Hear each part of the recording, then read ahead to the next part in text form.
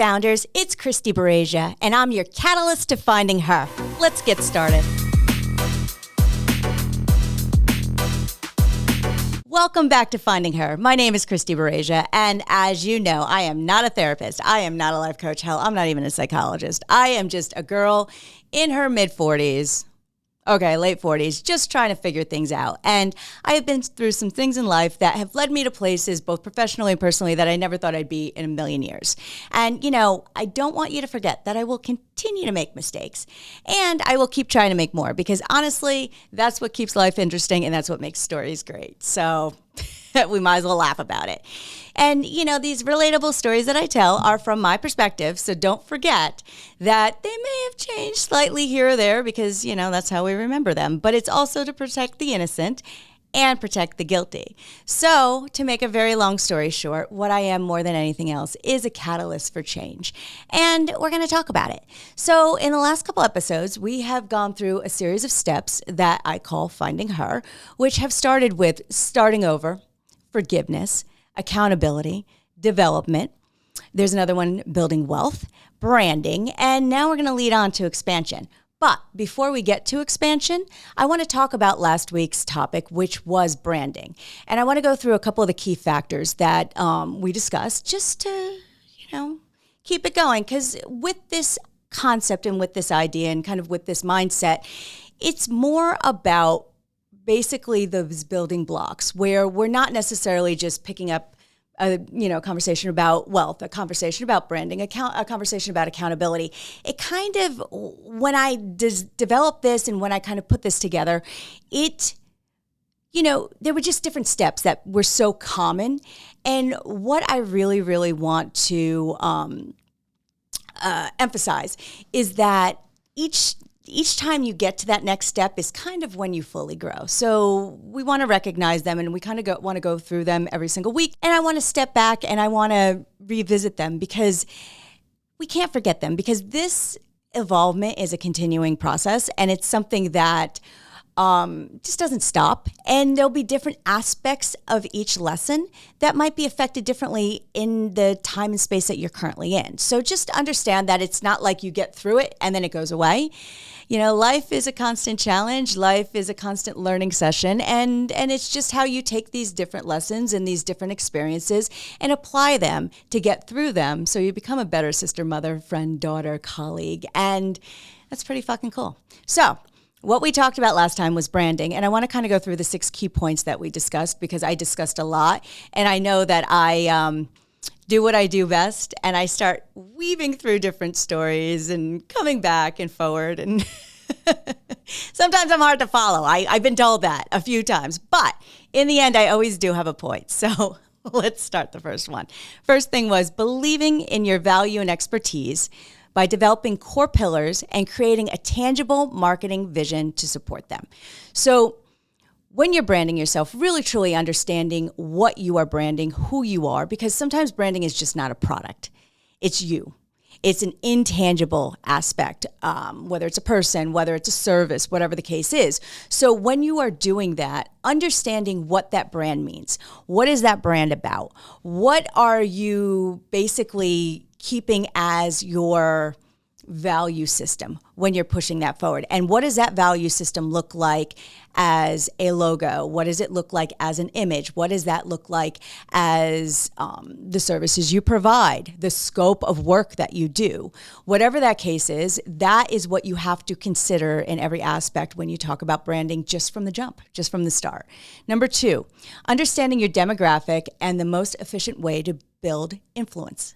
So, like I said, for me, what I discussed was when I originally pulled this program together and came up with this concept, I, thought that I was going to really be targeting Gen X because I am a Gen Xer and I relate to them. They relate to me because they understand, my directness. They understand my zero bullshit and different things like that. But what I came to learn as I started to build this program, that it wasn't just about Gen X women. I was starting to have conversations with Gen Z and millennials and baby boomers because everybody is kind of, as much as they're in different parts and different stages of their lives, they're experiencing similar situations, but just on varying degrees of of severity or challenges. I mean, we could go from a Gen Z breakup to a baby boomer being widowed to a Gen X being divorced or a millennial being divorced. The possibilities are endless, but it's one of those things that what I realized, and it changed my perspective on it, on how I communicate what I do and how to fully talk to you founders where it hits home. So understanding what your demographic is, understanding how to communicate, how to market, how to get the point across of what you're trying to do. Because, a lot of times people naturally assume that they put a logo out there, they put this and everybody knows what it is. No, you have to tell a story about that. And that's so critical. And who are you telling the story to? So really, truly understanding your demographic is critical. Number 3, refining your image, creating marketing goals, and eliminating elements that do not align. So a lot of times what people do is they oversaturate their offer. Sometimes it's simple. Sometimes, you look at the scenario of, let's just say, In-N-Out Burger. They pretty much just make burgers. I mean, they have a couple different things on their menu, but the bottom line is if you go to that restaurant, you are going to expect a hamburger. It's just, different varieties, different variations of it, but that's what it is. And sometimes when you do something right and you do it well, you don't need all of these choices. You don't need the Cheesecake Factory menu. That's a book. Sometimes you just need that simple one-page menu. And that's with your branding and your services and what you are offering and how you are branding yourself. Whether you're, working in a creative field, whether you're selling a product, whether you're going back to work in the workforce where you are looking at a certain profession, how you look, how you act, kind of refining your image that really tells that story before you even walk in the room. So they understand, even from a resume standpoint, telling that story of where you want to go. And, be realistic about it. Don't, if you've never been on a boat before, don't try to be a yacht captain. So, be realistic about it. What skills do you have? Because we've talked about this before. What are your skills? How are you using them to find a direction of where you need to go? And how are you going to brand those skills in the direction that you need to excel at? So it's kind of one of those things where you want to not modify who you are, but edit who you are based on what you're trying to communicate, if that makes sense. And if it doesn't make sense, shoot me a note, shoot me an email, shoot me a DM, and we'll talk more about it because I can talk about branding for hours. And I love it. So if we want to delve further into it, happy to do it. Happy to, bring some experts in. Also happy to, have some real life experiences and really kind of talk through it. Or take a case scenario where it's presented to us and we kind of work through it and give some ideas. So I am open to it. If you're open to it, founders, I'm open to it. Number 4. Leaning on mentors and inspirational industry leaders for guidance and feedback. That is something, my younger generations, you need to do more because there is so much wonderful expertise, information out there, real life experiences, and you really need to look to the people that have been in those fields or those areas that you are looking to get into or you're already in and you're looking to advance that can really offer some good advice. And, it doesn't mean that you take the advice and that's exactly what you do.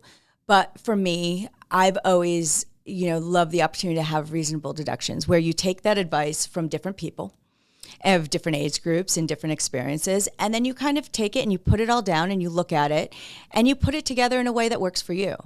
Because you never want to be in a room that everybody thinks the same thing or says the same thing as you, because it's going to get A, very boring, first of all, and B, it's also not going to help you grow because you need that one person or those 2 people or those 10 people in there that are going to challenge the idea. And that's something that I love to do. I love to challenge ideas. And I talked about that last time too, is I like to take somebody's idea and I act like it's a boat and the boat is going to sit in the water. And what I'm going to do is I'm going to poke holes all in that boat of things that could potentially go wrong. Not saying it's going to go wrong, but potentially could go wrong. And if it potentially could go wrong, it is your job to look at it, analyze it, create a plan A, B, and C, and plug those holes back in. So they're fixed in advance before they ever are even addressed. And if that's the case and you plug all those holes in, you are so better prepared for the outside world, for expansion, for everything, where you're able to take off. And when that boat is ready to just leave the dock, all of those holes have been filled in, that you are going to sail, and you're going to sail quick, and you're going to sail ahead, and you're going to sail with minimal problems. And that's the great thing about it, because you always want to basically forecast what could potentially go wrong. And it's not thinking negatively. It's understanding that this could happen. How do I mitigate liabilities? And when you do that, they're non-existent. And also, what it also allows is it frees up your time, because as you've kind of created some plans, it's one of those things where it allows you that if there is a fire drill, if is an issue, or there's something that you have to deal with, you're able to deal with it strategically, because all the potential things that could go wrong are already been addressed. They're already kind of, settled in. They're in positions where if this happens, this is what the plan is, and that's great. So then you're able to deal with whatever kind of is thrown at you, and it's a better place to be from a stress and pressure situation, especially when you're putting your branding and your image out there, which is, you don't get a second impression. First impressions are the only thing that you get. So you got to do it right. So when you have mentors around you and have people that are looking at it, test it out. Have a test group. Get that feedback, good, bad. I mean, sometimes negative feedback kind of hurts. And I get that, but you know what? Get it now when you're testing so you can modify it, versus getting it when it's too late and you've already invested the time, the money, whatever the case is, and the project's launched, you're in the middle of an interview, you're a creator and you're getting trolls, just trust me, save yourself the time. So number 5, you have to consider your online impact as global and not local. Perfect example. So about a year ago, I did an event for the country of Wales that was streamed globally in New York City, and actually honored Rob McElhenney and Ryan Reynolds. So with that, who would have thought that the production company, Orchard, was Googling because they needed some assistance in New York City with typical New York stuff. Listen, I'm from there. Unions, people not calling back, people being assholes. It's what we do. We know how to talk to each other, and we know how to tolerate each other, and we know how to get things done. And ironically enough, they Googled red carpet, and they got my company and reached out. So here I am in the US doing what I do. And, I've done events all over the world, but still, I'm based in the United States, and here a production company in Wales, in the UK is finding me. And it ended up being a wonderful event and a wonderful relationship. And it was pretty amazing. And it was actually the first time my event was, streamed globally, which is pretty fucking cool too. So they were able to give my company huge, exposure and huge, step in experiences where I've done things, I've done those types of productions, but not to that scale where it's on the global level and not the national level. So, that's a perfect example. You just always have to think that way, because you never know, especially with the internet, you never know who's watching you. Absolutely just don't know. And that's great. But the negative side of that is you don't know. And if there's a fuck up, the fuck up becomes so much more than just a local fuck up. So just always keep that in mind. So last and final, number 6 is living your brand not only online, but also day-to-day in life, where branding works because it's authentic. So if you are someone who is a creator, or you're somebody who sells an intangible service like I do, even if I'm out at dinner, even if I'm doing something, I have to always live that brand, where I never know who's watching. I never know who I'm going to meet. I can meet a client anywhere. I have had clients walking across the street going to a basketball game in Miami. I have met clients and I've worked with them. So if I'm not living my authentic brand and really, always being present with it, I could have lost out on different opportunities. Also, I could have made an impression where I didn't know that person knew who I was or knew who my company was, and it could work negatively and not in my favor. So always being present, considerate, understanding, and that kind of goes back to what your pillars are and what your services are, and just always living that. I'm not saying that you can't have a bad day. Don't get me wrong. I had one this morning. I mean, I was beside myself on just an issue that I had with a car company.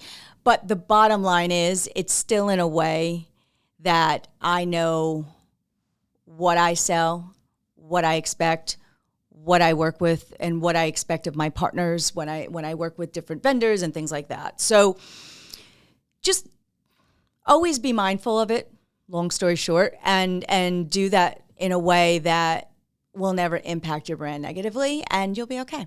So now on to the next topic, which is what we're getting into today. So it's one of my personal favorites, and it doesn't necessarily revolve just around business, and it's expansion. So as you know, we're at that point in the show where a quote is coming. So get ready for it. So I quote, "If you don't train your mind to appreciate what is good, you'll continue to look for something better in the future, even when things are great." End quote. So let's talk about expansion, and let's talk about that quote. Because that quote kind of, a lot of, manifestation and kind of the whole universe, karma kind of mindset is become very popular now. And it's not necessarily something about, I'm not making a statement about religion or any of that stuff. It's more about understanding that it's about appreciation. It's about gratitude. It's about looking at things where the glass is half full versus half empty. And don't get me wrong. Like I always say, I am not perfect. Being a Northeasterner, we tend to be like, this is what happened. And, we start yelling about stuff. And I do it so well. Like you'd be amazed how quickly I can talk when I'm pissed off about something or I'm in a negative spiral. But unfortunately, those negative spirals, all they do is impede your growth, and they impede the ability for you to expand because you're not looking at what you have and how to develop on that.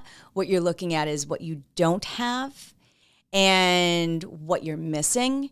And then you end up actually missing what's present in front of your face that you have that ability to expand to. So thinking of it in that aspect, the first thing that I always kind of bring up with expansion is opening doors through leveraging your network and trusting your path.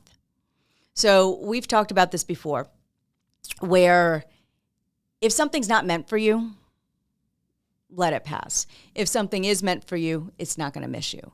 So with that, even though it's not going to miss you, you still need to do the work.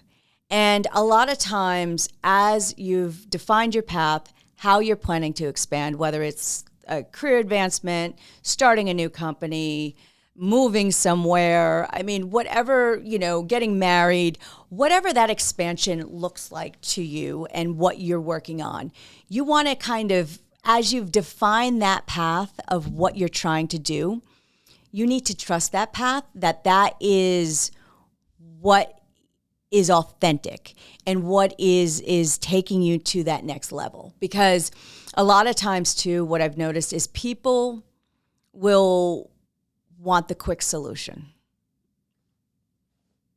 Social media does that. Everybody wants instant gratification. And the bottom line is, it's not always going to be that. Like, for instance, everybody thinks, you're going to be watching this podcast right now, okay, founders, and you're going to be like, oh, she just threw this together. This has been a few years. I have been researching. I have been developing. This project actually started as something else that basically morphed into this podcast and grew in a way that was very authentic and also very much organic. And it fell into place, but because I didn't strong arm it, listen, when we went through changes and we were looking at one opportunity for it and it didn't get the lift that it needed to get, and I was advised to go into the realm of podcasting, I wasn't that thrilled with it, to be honest with you, because in my mind, I was like, you know what? I want that. But that isn't what the path is. This is what the path is. And as I become involved in this path and I'm in the midst of this path, I understand that I was wrong, that wasn't the path. This is where it's supposed to be.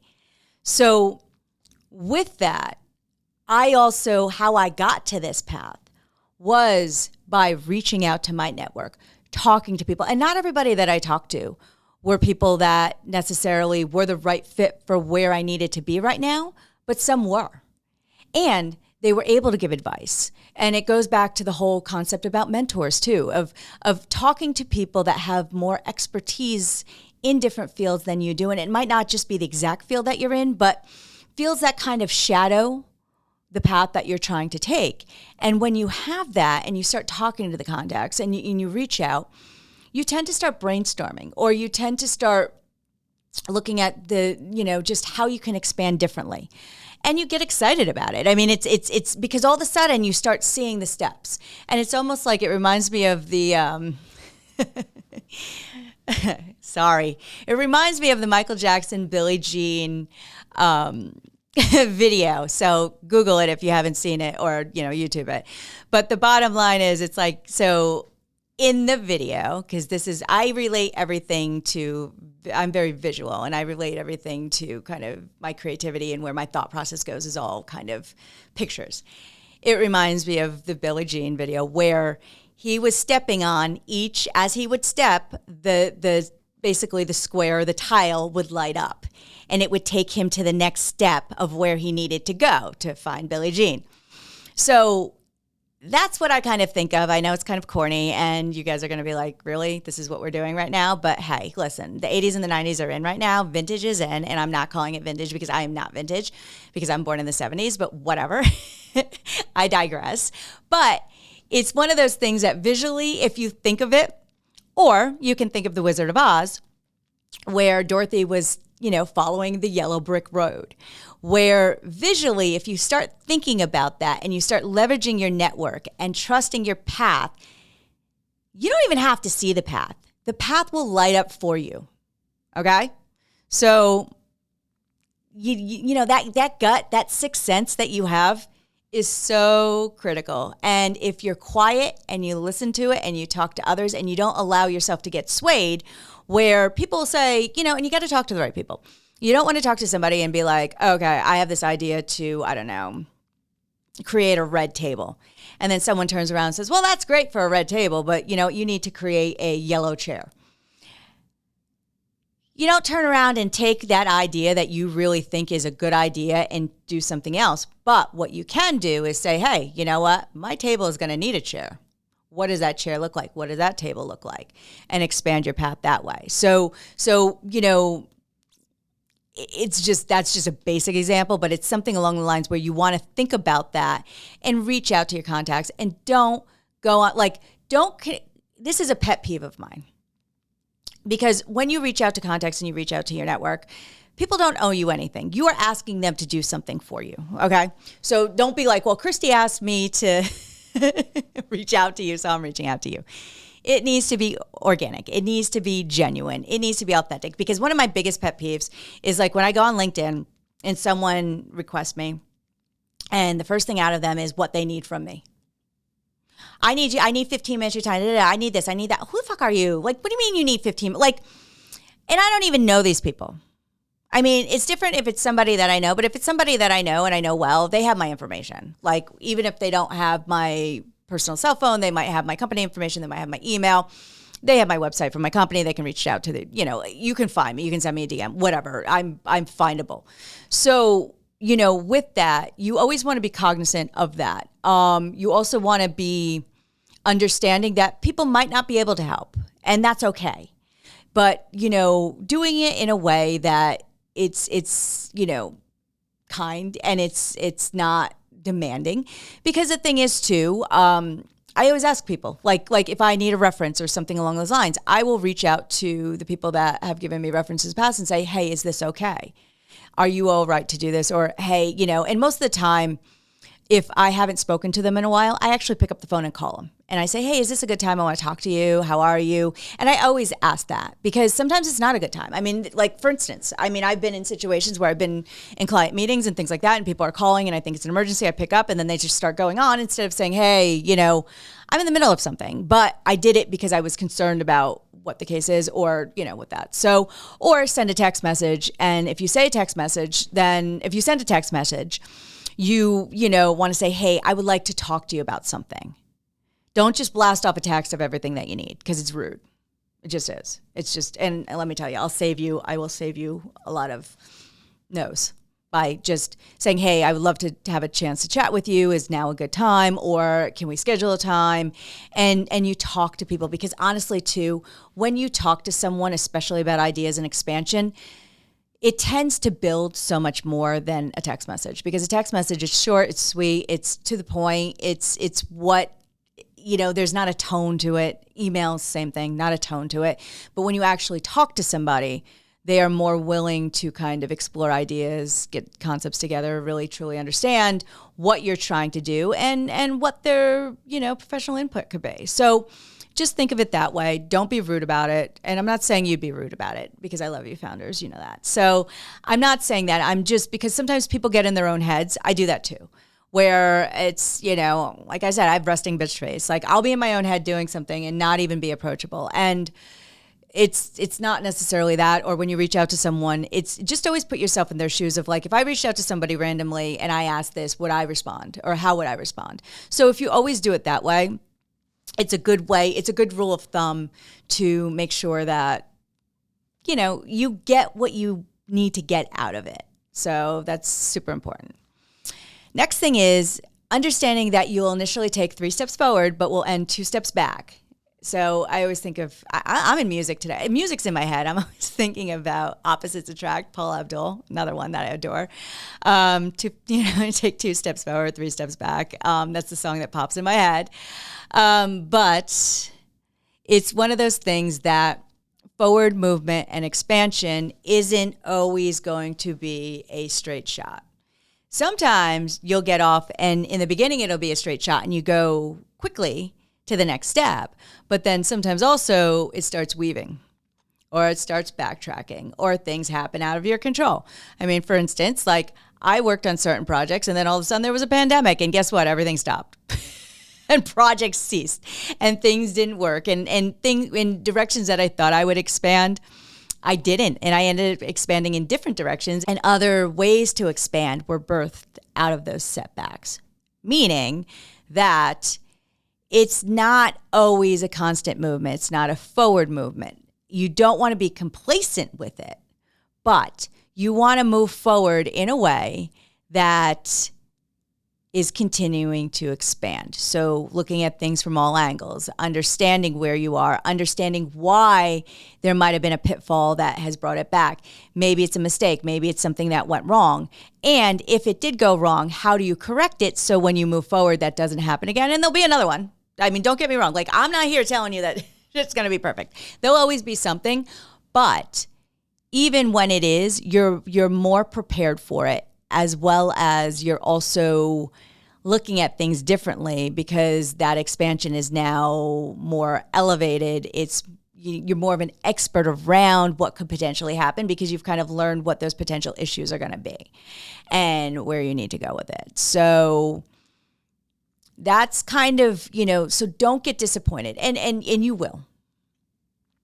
I do. Like, I will sit there and be like, my favorite lines, what the actual fuck, okay? Because there'll be things that I think I'm moving forward and it's go, go, go, go, go. And I'm like, this is awesome. We're going. And you get excited. And then shit stops. And it dead stops. And then you're like, fuck, now what? And sometimes it's timing. And I am a big proponent of divine timing. And sometimes you just have to just say, it stopped because it stopped and we have to hold off for a week or we have to hold off for a month and reposition ourselves and look at it in a different way. I will say, when Mercury is in retrograde, I never sign a contract, as much as anyone thinks, if you don't believe in that, you're going to think I'm absolutely crazy about it. And I'm good with that. I'm okay with that. But technology, things like that, reevaluating contracts, any experience that I've ever had when Mercury's been in retrograde, I've had, this contract setback, or I've had a client from hell, or I've had just different scenarios that I've just been like, shit, or I've made mistakes because I didn't double check. And that's what happens a lot. And it happens 4 times a year. So I literally am okay. I used to get mad because I'd try to rush it and push through because I want to go, go, go, go, go. But I realized that go, go, go was actually hindering me even longer in the long run. So sometimes you just have to sit back and say, you know what? I'm going to wait it out. This is a time period that's going to make me wait on this form of expansion, but I'm going to focus on this, this, and this, or I'm going to focus on other projects that may surround it or support it in some way, shape, or form, which you think that you've stopped. But in essence, you're actually building a stronger foundation. So that's what it is. And the next thing is maintaining your focus on your goals and not being sidetracked. That is huge. And a big sidetrack is fucking social media. So if you are focused on something, put that fucking phone down, period. I've started doing that because I tend to do that, where if I can't get my mind to think, or I can't get, like, if I'm stuck on an issue that I can't kind of solve, and I can't use mentors or my experts or people that, I confide in with ideas or concepts or, things that I kick around to them, sometimes I'll just kind of aimlessly scroll.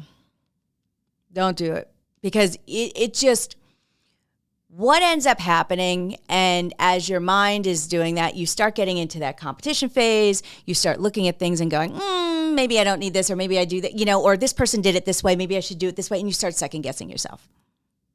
Don't do that. And also, it's one of those things where you get into that time suck, and then you take away from what is actually your overall message and your overall goal to what that expansion is, because then you start trying to just dilute it with other things.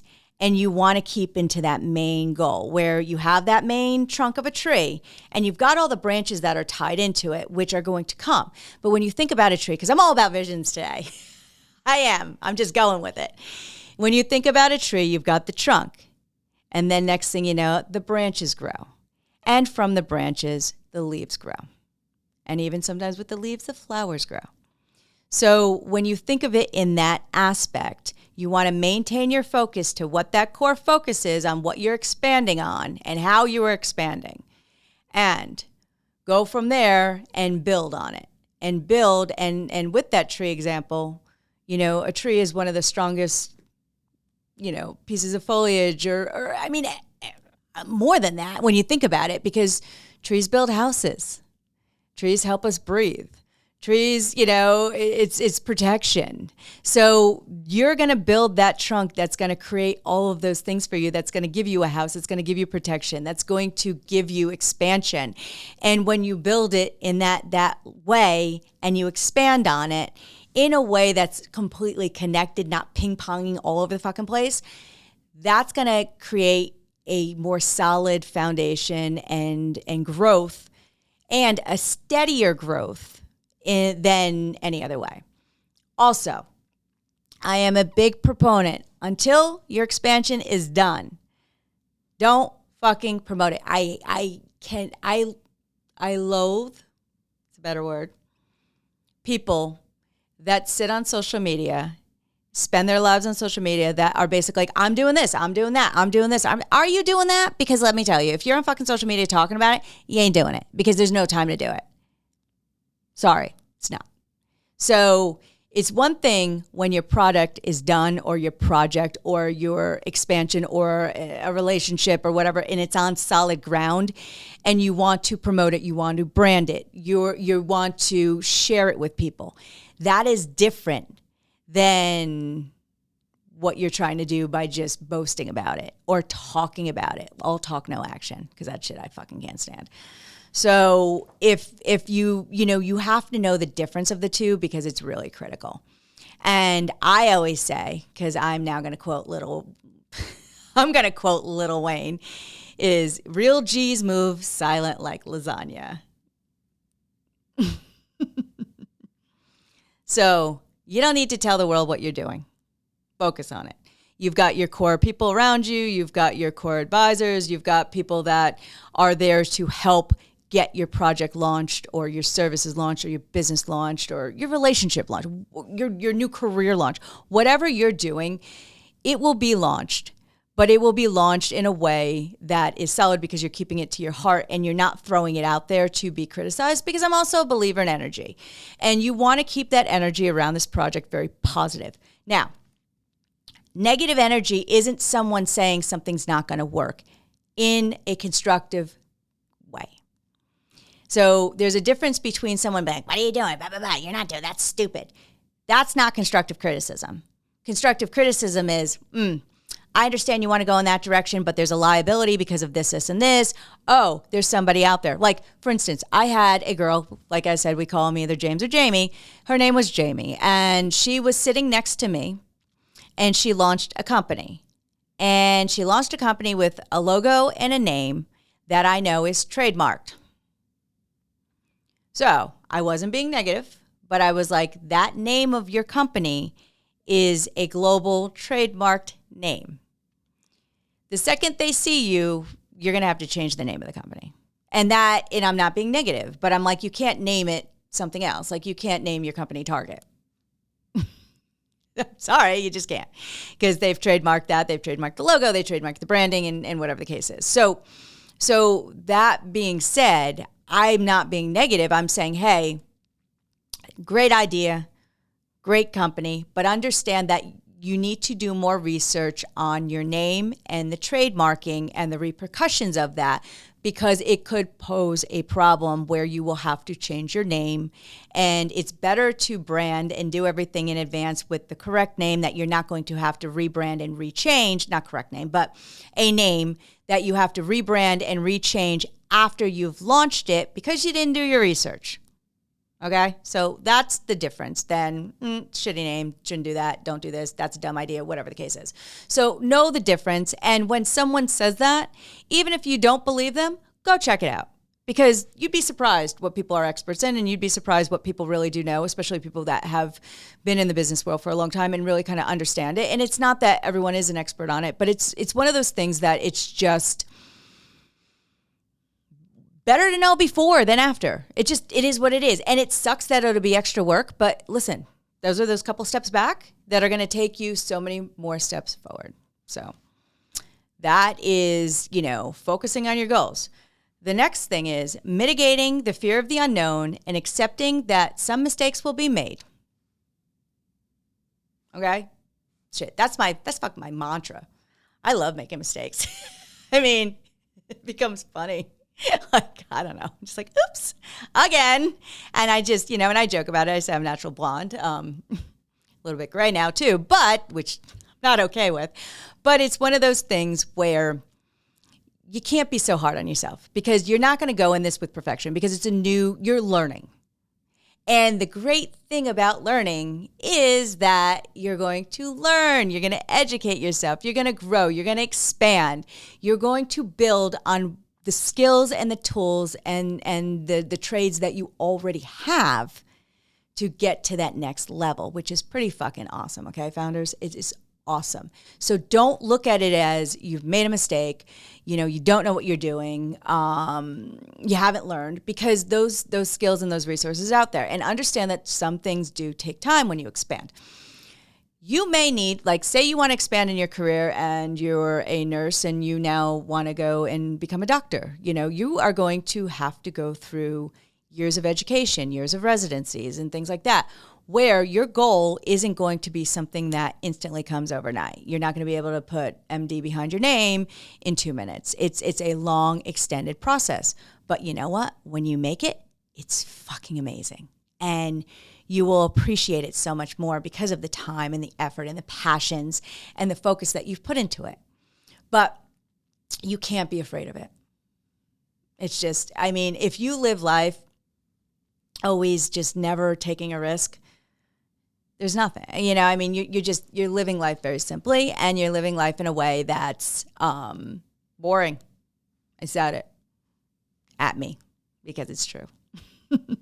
So, you got to trust your gut. You got to say, okay, I understand this is scary.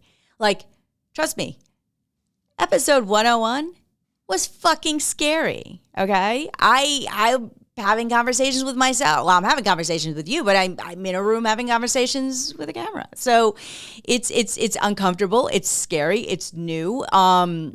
These are things that I didn't launch right away because I was afraid. I was afraid to be seen. I was afraid. I am real. I mean, I've always been real. I've been as authentic as you can get. Trust me, the people that know me well, that they know, what's their favorite word for me? They're like, don't sugarcoat it. Because I don't. But the thing is, I am putting myself out there. I am using my stories. I am sharing my stories not on a small platform, but on a very large global platform, which is a vulnerable position to be in. Sometimes I'm like, it's crazy for me because I don't have to do this. This wasn't something that I, set out to do. It's something that kind of found me. It's something that, finding her built a platform on her own. And with that, it was more important for me to understand that I could help others by giving more of myself or being more vulnerable with you. And that to me was so much more important and more of what my goal and my legacy is to be able to help others through my experiences, that as much as I was scared to do this, I was willing to take that risk. I am willing to have the people that don't like. And listen, I always say I'm polarizing. You either love me or hate me. And I'm okay with that. I've spent 47 years and 11 months basically going through that, where I'm okay sitting at a table by myself. And I'm okay sitting at a table with a group. I'm okay with both of those scenarios because I'm okay with myself. And that's the most important lesson with expansion and with finding her, is that you need to be okay with yourself. And when you're completely okay with yourself, that's a great thing, because you're able to move forward. You're able to take the path that's meant for you. You're able to expand in whatever goals that you're trying to set for yourself. And but with that, you also need to be strategic about it. You need to be responsible about it. You need to develop a plan. You need to maintain timelines. You need to be accountable with it, where you don't just keep talking about it and saying, oh, I'm going to do this, I'm going to do that, whatever. Like, you need to sit your ass down and do it. Okay? And whether or not you're dedicating one day a week to it, whether you are dedicating every single day, whether you're dedicating once a month, whether you're researching, whether you're going back to school, whatever investment that you take in yourself is never wasted. Okay? Think of that. Remember that. I'll say it again. Whatever investment that you are willing to do and take in yourself is never wasted. Don't forget that, founders. Okay? So even with this project, for instance, finding her, if it didn't go anywhere, it's not wasted, because if I help one person, one single fucking person, one founder, if I help one, then you know what? It was worth it. And it got me out of my shell. It got me into a place that I was uncomfortable to be in, because once again, I have a career where I produce events. I'm not in the front of the camera. I'm behind the camera, and I'm making sure that camera is perfect and that event is going out flawlessly. And, there's all these behind the scenes things that I do. And yes, I have danced my entire life and I have done things where I have been a performer, but it's a different type of world. It's a different type of capacity. It's a different type of comfort that I have in those types of experiences. So to be able to do that and actually help somebody or help many people then I did my job, and it's worth it to me, and it's a great thing, and if it goes from there, we expand from there, and I've got ideas, and that's my point, is that I have a plan. We have expansion plans with this. These timelines, we're launching the day that we're launching, and it's a little bit of a rush, and it's a little bit of an oh shit moment, but you know what? We launched when we launched, and it's when we said we were going to do it, and we fucking did it, and not always perfect, and it's a little bit crazy, but it's okay, because that's what makes it exciting, and we're accountable with it. And if there's things that I need to change with this, and it makes sense for the whole concept and the platform itself, then we work through it. If we have to expand to different things, different concepts, we'll do it. But we do it in the greater good of the whole project, and that's the most important thing. But if you don't just do it and you just stay afraid, you know how much is lost? So much is lost. And, you get one life. And you're either you're gonna live that life, and you're gonna live it fully, or you're gonna live it with regret. So, I tell this story because it's just what I'm doing today. Tell a lot of stories, but, I've had some friends that have passed that have had everything. Very wealthy, lived life, had a lot of things. And when you ask them in their lives if they could do anything over again, or if they had any regrets, or if there's anything that they felt like they didn't have enough of, it's never love, money. It's never, friendship, traveling more, bigger houses. It's time.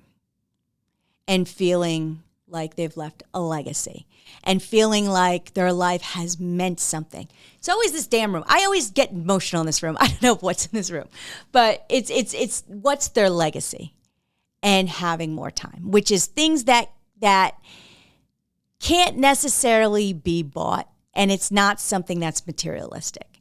And knowing that you were able to use this life as short or as long, some people feel like life is really, really long, whatever you feel, but really life is short, and it's not promised. And with that, what did you do? What did you give? Who did you impact? Who did you inspire? Who inspired you? What are you leaving on to the next generation? And those are the things that when you're expanding, they're important, because it's not just about making money. It's not just about growing. Like, it's not just about things. Like, it's about so much more. So the quicker that you understand that and get out of your own way and stop living life fearful, and stop living in a way that you feel like you're cutting things short, it's a fucking game changer. So I'll leave it at that. And I didn't cry. It's good. But the next thing is realizing the climb to the top is not a destination, but rather a journey. So I've said this before, I will say it again. As much as people want to rush through expansion and they want to rush through shit, when you think about a mountain, because once again, here we are with my images, you are going up. When you get to the peak, there's only one way, fucking down. And you don't want to be there, and it's not that. So you have to look at things differently. So for instance, if you were building a business, that peak is up there. You're at that top of that peak. And maybe what that peak is that you sell the business, because all good businesses, the number one rule is they teach you is that you have an exit strategy. Because if a business is a success, somebody's going to want to buy it for a shit ton of money. And you know what? You succeeded in that business. And maybe you sell it, maybe you don't.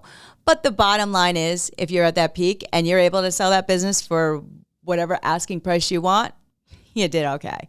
Or it's a product. Like, for instance, on Shark Tank, when you see, people pitching their products and then you get an investor, or you get something where they take that to the next step. But what people don't realize is when you're going up to the top of the mountain, the great part about it is when you think you're at that peak, A good mountain is that it's actually just a level and you're going up to the next part of the mountain. And that's a higher peak. And you think that you're to the top, but you're not. And then you're going up to the next one. And that's the thing that would be great, because most people think they got to get right to the top. And then next thing you know, you're looking over the other side of it and you're going straight down because you didn't plan properly. You didn't, mitigate damages. You let that ship have a bunch of holes in it that you filled with silly putty versus filling it with actual, concrete, or concrete wouldn't work for the boat. So I'm not really good with that stuff. I don't know. Filling it with stuff that would make the boat float. Fiberglass, maybe. I don't know.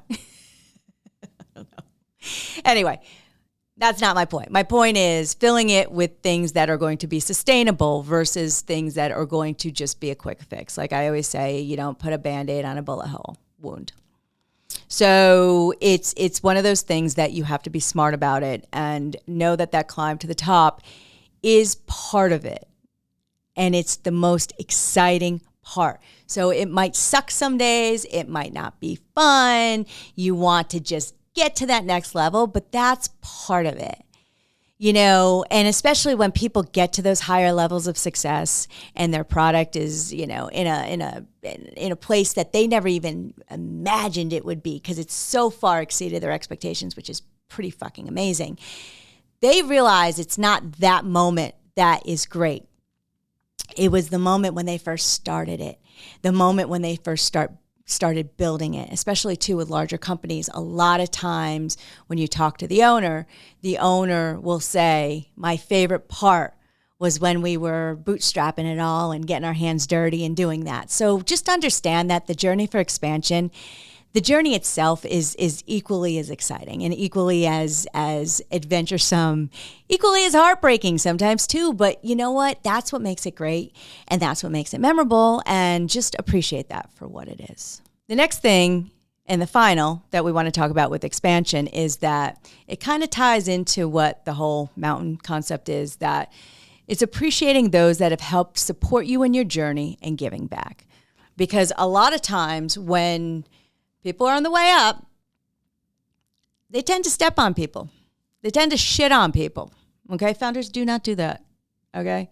Every person that you encounter in this journey of expansion, there's a lesson. And maybe it's a positive, maybe it's a negative, maybe it's a growth lesson, whatever the hell it is, it's a lesson, but it doesn't mean you shit on people. So a lot of times ego will come into play and it won't be authentic. And with that, there won't be an appreciation for the people that helped you. And with that, you have to understand that if you are going up and you end up going up too quickly, and then you end up on the other side of the mountain and you're going down quickly, the people that you stepped on will be the people that are going to step right back on you. Or it'll be the person that completely got stepped on and now is in a power position to not help you. And you just never know. I mean, not all relationships are good. We've talked about burning bridges. We've talked about all of these, things that happen. And listen, I am not perfect, but I also know, and what I've learned over the years is people, don't stay in the same jobs. They don't stay in the same cities. They don't stay in the same, situations. So you never know. And if it's a good, genuine, authentic person, you treat them with care, and you treat what they've helped you with or what they've offered you or what they've supported you with, whether it's silently or verbally or financially, whatever the case is, you treat that with care, because it's appreciation is value. And it's also, it's a karmic thing where you are who are the people that surround you. And, there also are the reality of life is too that there are negative people. There are toxic people. I mean, unfortunately, I've been in situations too where I've had to let people go that I care about as I have expanded because they've become a liability. Addiction is real. Issues are real. Like there's things that you have to make tough decisions, but in a way that it is kind. Okay. So depending on those people, depending on what's going on with that expansion, you have to talk to them about it, or sometimes you have to make decisions that are the right thing, because you also have to understand that there might not be closure to a divide, or there might not be closure to having to make tougher decisions on people that, have been there. And you see this a lot in sometimes professional sports, or especially like in acting, or fame, where there's someone who's come up from an area that might have not been a great area, or they've gotten massive success. And you have a lot of people that were there for you when things weren't so great, but then we're also riding, with your success. But then there's a difference between having that supportive network and people just riding your coattails. So you have to be able to decide what it is and genuinely understand where that value is. And I'm not saying value in the sense of using, because it's not. Like, you're not using someone because they provide value. But any friendship, any relationship, any business relationship, it's mutually beneficial. And it's and that's what's going to pull that expansion. Friendships need to be partnerships, business partnerships. That there are things that you both get something out of it that's positive, because we're not just in it because it's Tuesday. I mean, you're expanding because it's a business, it's a relationship, it's a growth, it's a service that you're providing, it's an elevation of your career. Whatever the case is, there's an end goal. So understanding that there's an end goal, but also understanding that it needs to be mutually beneficial for the people. And if that person is adding more weight and puts you in a position of liability that you are not willing to take on, you got to cut ties. And sometimes there's just not closure with the ties that are cut, and it sucks. And I hate it, because it's never your intention to hurt somebody. It's never your intention to turn around and say, hey, thanks for this part of my life you were in. I'm leaving, the train's leaving without you for the next part. It's a tough road, but it's also a tough lesson to learn when you don't make the right decision, and then you pay for it dearly. And you can pay for it dearly with bad press, liabilities, books getting written about you, in a way that's negative, that's not true, or articles being put out about you that are not true if you're in a position of fame or whatever the case is, where you have to know who your inner circle is, who you rely on, and you keep that close circle close, because those are your advocates. But you need to make sure that you trust your gut on that. When someone shows you who they are, you need to believe them. And you need to take loyalty out of it, because your first loyalty needs to be to yourself and your brand, your product, and what you're expanding. That is your first loyalty. Because if you don't protect yourself, nobody else will protect you, period. And that's in dating, that's in business, that's in being self-sufficient, that's in your own education. Like, no one's going to go to class and take your test for you. You need to take your test. You need to do the work. You need to go sit in class. You need to learn, okay? You need to be in a relationship. You want to get married, nobody's just going to marry you. You need to do the work. You need to be in a healthy relationship. You need to build on that partnership, because if you don't, you'll get married. And maybe you will get married. But guess what? You're going to get divorced too. And you're going to get divorced at the worst fucking time that exists. So it'll leave you at a much shittier spot than it did if you actually started from the beginning and did the work the right way. And yes, sometimes there's lessons, and relationships and business contacts teach you lessons, because once again, we all make mistakes. And once again, we are in this life to learn and to expand. So if I said I never learned a lesson, fuck, that would be the biggest lie that ever existed on this face of earth. And sometimes it's taken me multiple times to learn the same goddamn lesson. But what I have learned is that with those lessons, if I didn't learn it the first time, that second time that shit came around, it was worse, like 10 times. Didn't learn it then. There was a third lesson that was even worse than what it was, until I'm like, okay, got it. loud and clear. So that being said, you have to, yes, appreciate those, but appreciating those that have helped you along your journey doesn't mean that you drag them on through the entire journey, okay? And it also means that if they're not on your journey, it doesn't mean that you didn't appreciate them at that moment in time. And you know what? If you want to do something for them as a thank you, whatever the case is, that isn't just dragging it along or becoming a dependent in any sort of way or becoming a weight, because that's what happens a lot of times. And you've seen that, and you've seen it not as much recently, but like back in the day. I mean, you would see situations where you'd have especially in music, you'd have the number one artist that was on the charts forever, making millions of dollars, that is flat broke, because they came along with an entourage of 20 people that were just hanger-oners weighing them down, where it destroyed them financially, emotionally, and physically. And guess what? When that person had to rebuild themselves, where were they? Nowhere to be found, because those 20 people that sucked the life out of that individual are gone, and they're sucking the life out of somebody else. They're not turning around saying, hey, we brought you down, we're going to lift you back up. So understand that lesson very clearly, because that's a big fucking lesson to learn. And understand that when you are expanding, not everyone is going to do what's in your best and highest good and interest. So you need to trust your gut. You need to understand. And when the truth is shown to you in whatever form it happens, believe it. Okay? Because some people will say, oh, I never saw the truth. I never saw this. No, you fucking saw it. You didn't want to see it. You chose to close your eyes and look the other way.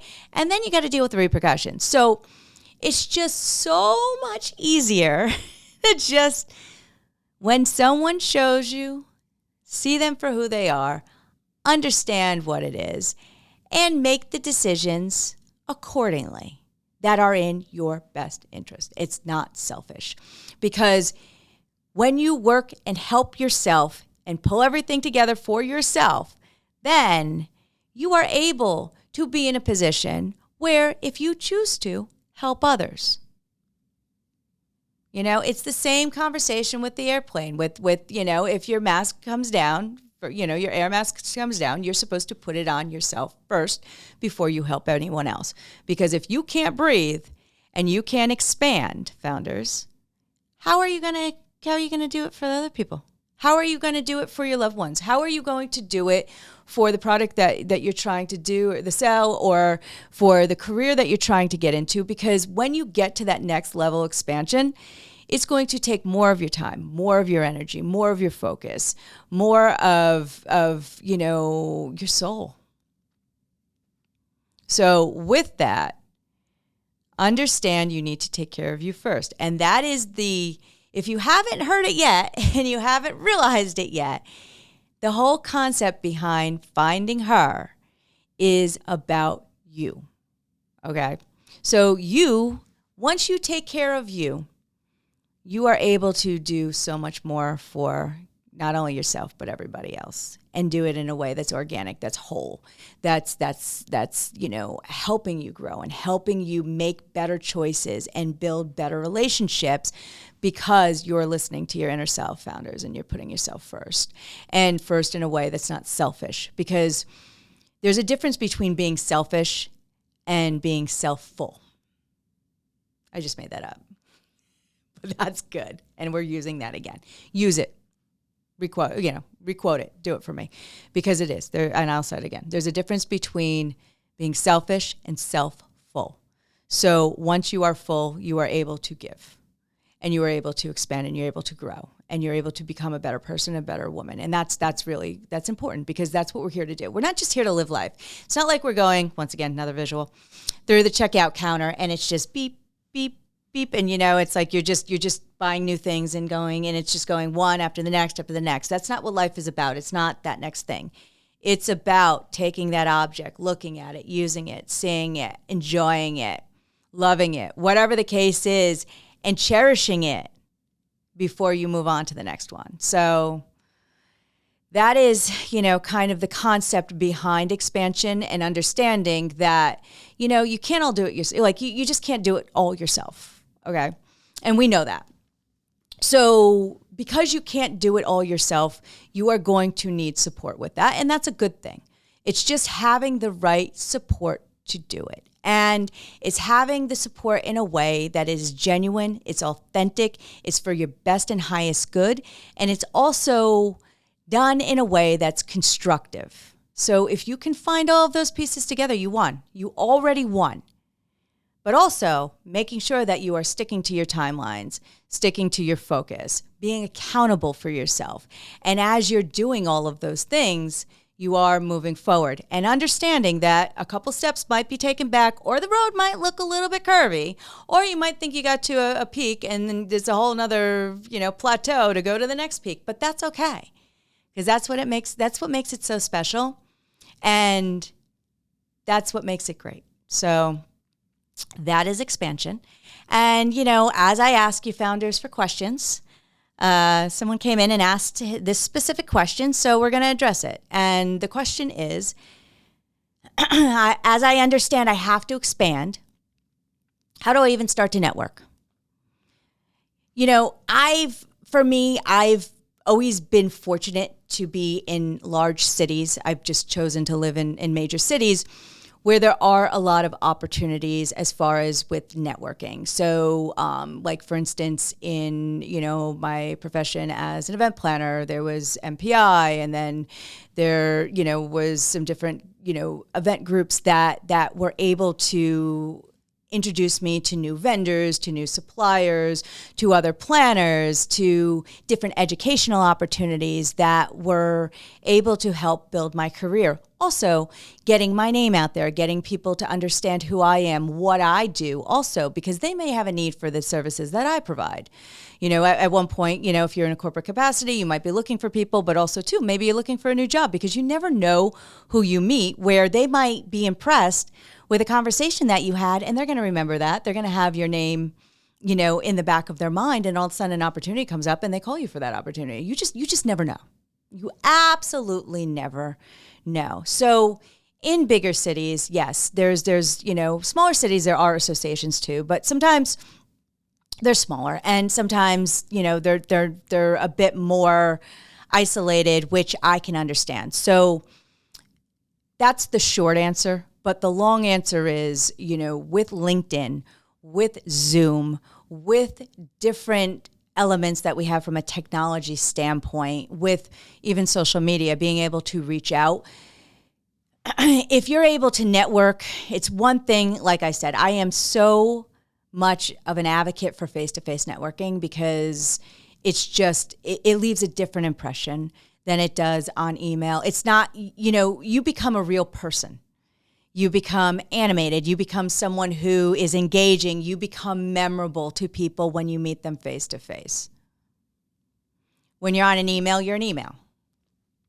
And that's it. So, the good thing about technology now is that if there's an opportunity that you are in a smaller town or in a smaller city that you don't have access to or can't travel to, you can request a Zoom meeting. You can request conversations. You can do things where you can, it's not the same, but you can still get that face-to-face interaction, which is really great. And another thing is to expanding your network as far as being able to spread yourself on LinkedIn, join groups, be active in those groups that are in your core focus of what you're looking to expand to.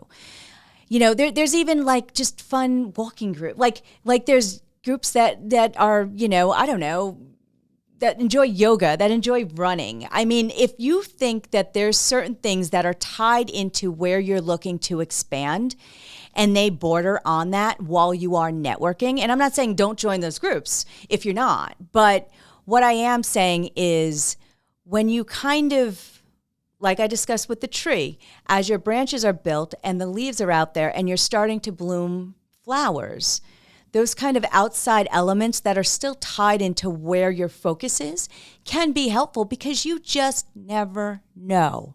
You absolutely don't know. For instance, one of my clients, I ended up reaching out to them. I actually, on LinkedIn, but I didn't even reach out to them.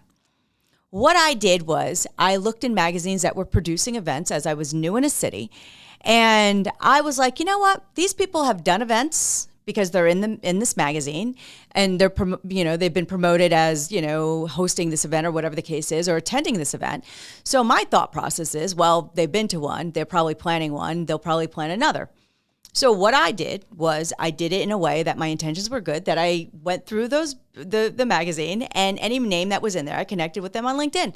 But I did it in a way that was organic. I didn't go, well, I need you to do this. I need you to hire me. I need this. Can I have 5 seconds of your time? Can you send a calendar invite to this? And that's another thing I hate. Don't ever send somebody something and say, hey, check on my calendar invite when I have time to talk to you. If you're trying to talk to somebody and you're trying to do something for somebody, you better fucking be respectful about it, and you better be humble about it, because that person doesn't owe you anything. Like, I get these solicited emails and it irks the shit out of me where, oh, did something happen? Why didn't you answer my email?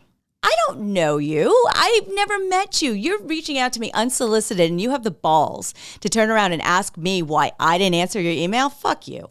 Sorry. That's it. So I digress, because that stuff just ticks me off. And it's not a sales marketing thing. It is not a brand pitch. It is an asshole move.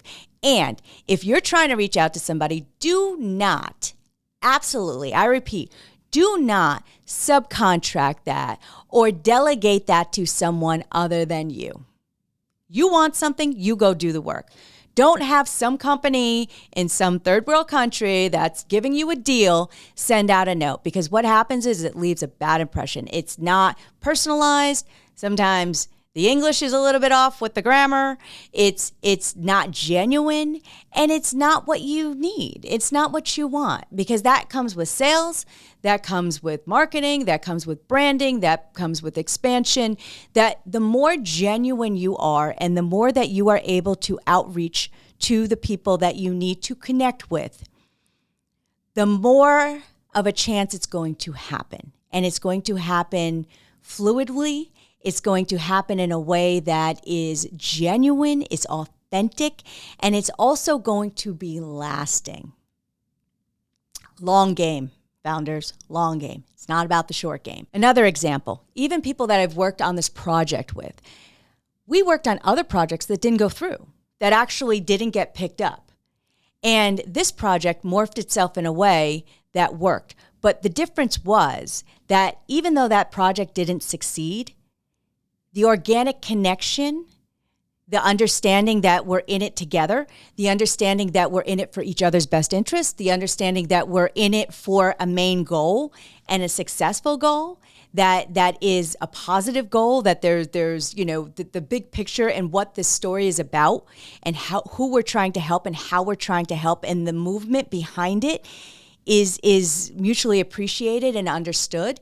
That creates long-lasting relationships, and that creates a stronger network, that people are going to look at you in a way that if you ever ask for help, it's a no-brainer. And that's the one thing that I do take pride in, and I take pride in my relationships, that I do know, and I've helped people along the way that have helped me, and it's gone back and forth, and some people that I haven't helped. And if I've ever asked them for help with relationships that I built, it's like absolutely no problem, which to me is one of the biggest compliments. So with networking, with understanding that, and yes, I understand that different businesses and different expansions take different things. And sometimes there's an SEO type thing. There's a different way to market online and things like that. But like, even with AI is a very useful tool and is a very useful source. But if someone is reaching out to you and they're trying to book your service and a bot answers, the chances of them responding or reaching out or following up to engage in your product, your service, whatever you're selling, is minimized. So there's a different way to use it for the services of if you've got volume or there's a product that requires that connects to another service, but you need to make that known and that clear, that if you want to speak to a real person, this is what it is. If you want to speak to a bot to get you what you need, that's going to help streamline, the service or the time or whatever the case is, you have to make that known, because that is very important, because people want to connect with people. You want longevity in your relationships. You want networking. You want to be able to build on that ability to network. Then you need to connect with people, and it is what it is, and that's what builds relationships. And listen, relationships go awry, and people change jobs, and things happen, and life gets in the way. But if you've built something that's respectable, no matter what happens, that respect will always be there, and that relationship will always be there. And that's something that's pretty fucking great. So I digress, but associations, groups, things that allow you to have face-to-face interaction is great. Always presenting yourself in a way that you're always ready for action. I carry business cards in my wallet. I carry them in my bag. I carry them I always have stuff, and even though some people use text stuff, there's something to be said about a business card that I literally hand over, because it's a tangible thing that people are going to remember. They look at, and the thing is, my business card is different. It's very thick. It's got, metallic design on it, my logo, it's metallic. So it's one of those things that and most of the time, I'm going to say 98% of the time, when I hand over that card to someone that just happened to have a conversation, or something happened where I was like, hey, if you need something, call me, or here, if you ever need anything, I can do this, or, here's my information. Can you send me your information? Whatever the case is, they will 98% of the time look at that card, touch it, feel it, move it, and go, this is really nice. This is different. And they remember it, and they actually say something about it, which has now created an embedded memory that is different than someone sending an email that didn't have any of that interaction. So just think about that.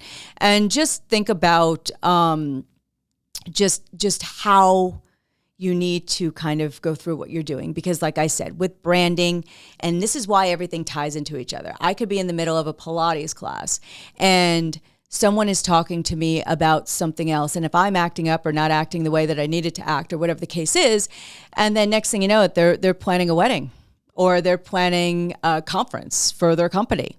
And then next thing you know, I hand over my business card. I might have represented myself as an asshole. They're not going to hire me. But if I represented myself in the way that the brand is, and who I am and what I do, and even though I am in a Pilates class and doing whatever I'm doing, it still sets that opinion, and it sets that first impression that is just so critical. And yes, it is exhausting. Absolutely exhausting to be on the majority of the time. But it's the choice that you make when you make those decisions, and you just have to be okay with it. And the thing is, if you are having a bad day, people understand that, but you communicate that, and you apologize, and you say, hey, you know what? I'm sorry, I just used the F-bomb 6 times. I'm having a really bad day, and this is out of character for me. And you say something that's lighthearted, where they go, oh, believe me, if this happened to me the other day, and da-da-da, and I got a flat tire, and this happened, and life happens. But it's about that presence. It's about that understanding. It's about that communication. It's also about how you present yourself in that. So that's the answer with networking in a nutshell. Face-to-face, do the work, put in the effort. Be authentic, be genuine, be to the point too. Don't pitch people with a fucking novel. And I've made that mistake. I have done that before, where I've pitched people on it, and I get so excited. And it's not that I'm trying to tell them everything, but I also feel like sometimes I would think I have one shot. I've got one shot. So I'm going to get everything in the one shot. And then I overserve that shot.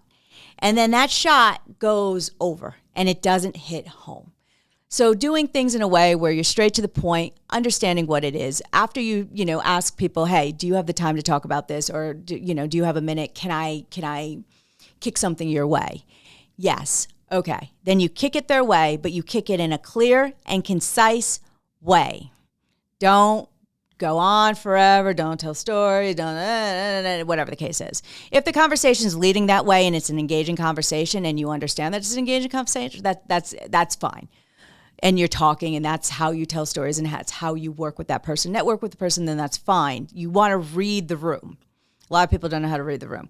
But when you're doing that and you can't read the room, it's clear and concise, understanding, getting to the fucking point. and spitting it out, because that's going to be the thing. Because if you start like just circling around stuff, and I've made those mistakes and I've learned from that, the more direct I am of what I'm trying to do and how I'm trying to get there and what help I need, the more, eager people are to help you, because they also understand what the help entails and what the time around that help entails. Because sometimes people don't have the time, or they don't have the patience, or they have a lot going on, whatever the case is.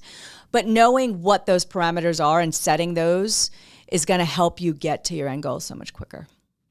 So that is basically expansion. If, you've got more questions on this, I know that we've gone into detail with a lot of it, but if there's some more questions or more ideas on what it is, definitely let me know. And, we can talk more about this. I am at your service with this, founders. So, I'm always up for ideas and just how we can expand on it, because we're in it together.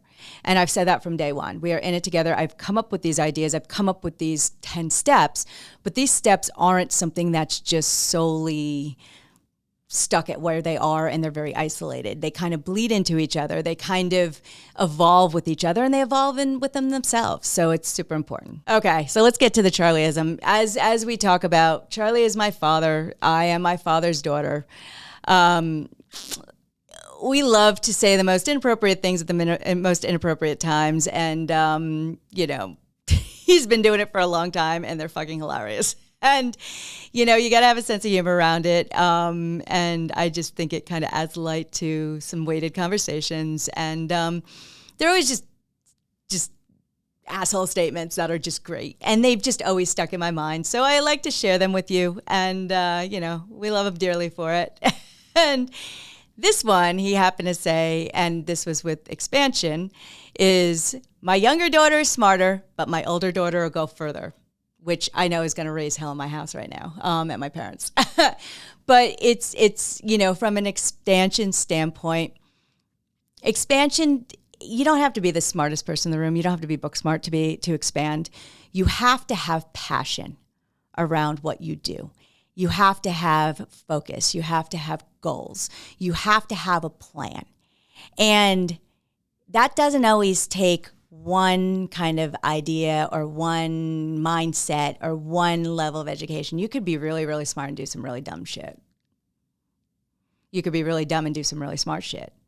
So with that, you could have, when you have that plan for expansion, it's not always guaranteed. It's how you do it and how you expand. And you don't have to be the biggest expert in the room. You don't have to be the smartest person in the room.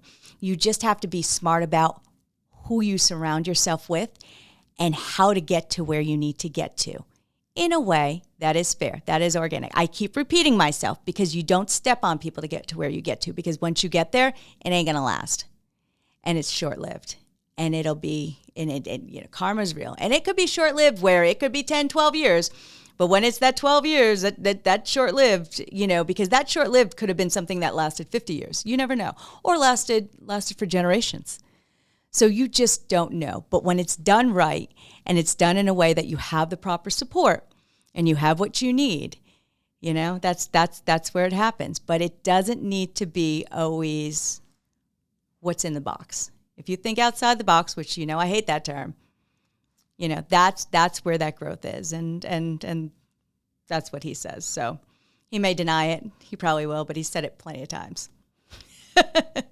Thanks, Dad. Anyway, you know where we are. So if you got more questions, you got more topics we want to discuss, we want to kind of merge topics together as we get through the 10 steps. We can totally do that. You got stories from me? Please tell me, because I tell my stories, but I know that you have some great stories too, founders. So send me a DM at Finding Her the Show, or you can always reach out to us on our website, standinformation.com. We've got a contact page on there, or, you can send a smoke signal, whatever, questions, emails, all that good stuff. I am here to serve. I am here to help. I'm here to make you laugh. And as always, don't forget, like, follow, subscribe, promote, send it. If you like what we're saying, post it out there. We would love that. The more you like us, the more you promote, the more that we're out there. And we're out there to help everyone. So, founders, just keep finding her. I'll see you next week.